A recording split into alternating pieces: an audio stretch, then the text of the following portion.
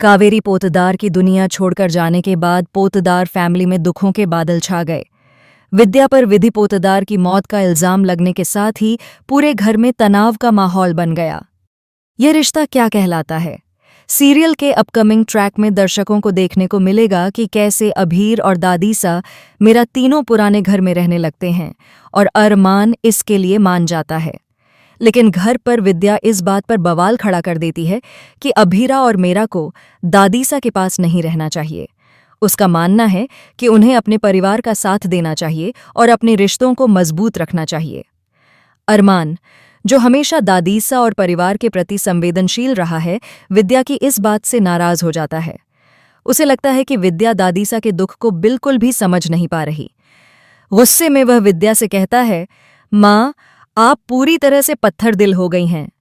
आपको दादीसा से माफी मांगनी चाहिए थी, लेकिन आप तो उन्हें ताने सुना रही हैं और उनके साथ जो होना चाहिए वह भी नहीं होने दे रही। विद्या यह सुनकर गुस्सा हो जाती है और दोनों के बीच टकराव और बढ़ जाता है। वहीं दादीसा अपने पुराने घर में अभीरा और मेरा के साथ रहकर काफी एक खुश रहती हैं। यह देखकर भी विद्या को बुरा लगता है कि उसकी वजह से अरमान और अभीरा अलग रह रहे हैं। इस स्थिति में दादीसा एक बड़ा फैसला लेती हैं। वह तय करती हैं कि अब वह किसी के झगड़े में नहीं आएंगी और परिवार के बीच शांति बनाए रखने की पूरी कोशिश करेंगी। लेकिन कहानी में अचानक नया मोड़ आता है।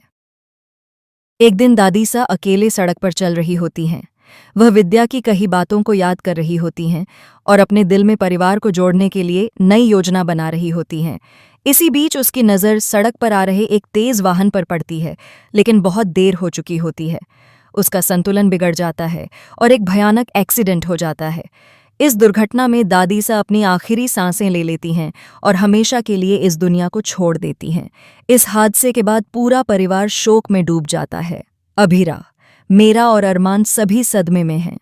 अभीरा को समझ नहीं आता कि ऐसा कैसे हो सकता है। अरमान खुद को दोषी महसूस करता है कि उसने अभीरा को अकेला छोड़ दिया था ताकि वह दादीसा का ख्याल रख सके। वह अभीरा से कहता है, मैंने तुम्हें वहां रहने दिया ताकि तुम दादीसा का ख्याल रख सको, लेकिन ऐसा भी नहीं हो पाया। लेकिन धीरे धीरे अरमान को एहसास होता है कि गुस्सा और नाराजगी में उसने कई गलत निर्णय लिए हैं। वह समझता है कि यह दुर्घटना किसी की गलती नहीं थी, बल्कि यह परिस्थितियों का परिणाम है। अब अरमान यह तय करता है कि वह अपनी माँ विद्या को कभी माफ नहीं करेगा, क्योंकि उसके कारण परिवार में इतना बड़ा दर्द आया। वह यह भी जानता है कि अब उसे अपने गुस्से को नियंत्रित करना होगा और अभीरा को कभी दोषी नहीं मानना चाहिए। इस बीच कहानी में एक और ट्विस्ट आता है। विद्या अपनी गलती महसूस करने लगती है। उसे एहसास होता है कि परिवार में शांति और प्यार बनाए रखने के लिए उसे अपने रवैये में बदलाव करना होगा। वह अभीरा और अरमान के पास जाती है और उन्हें समझाती है कि उसका इरादा कभी भी दादीसा या परिवार को दुख पहुंचाने का नहीं था।